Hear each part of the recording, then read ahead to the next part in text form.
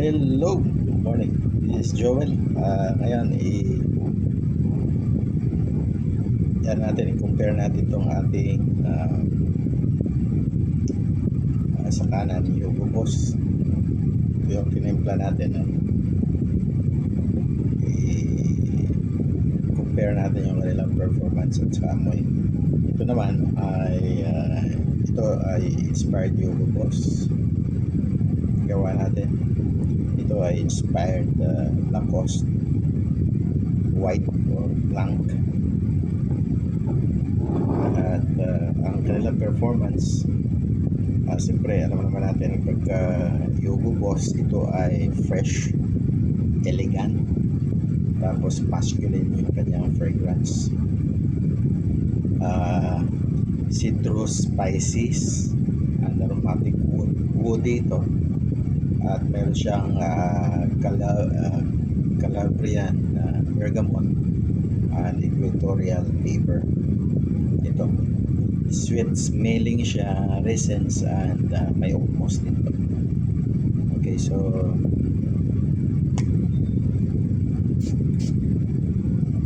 siya ay nagpe-perform, no?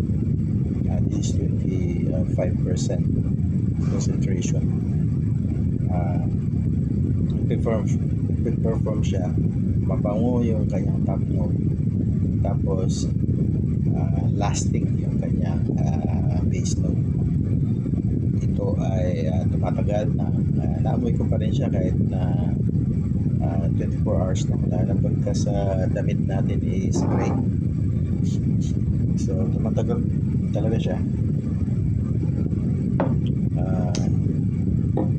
So masasabi ko ayos ito, no? Inspired yung post natin. So tumatagal ng 24 hours na sa damit yung kanyang amoy. Sa skin, dito nasubukan ko, mga tumatagal siya ng halos 8 hours. Ito namang ating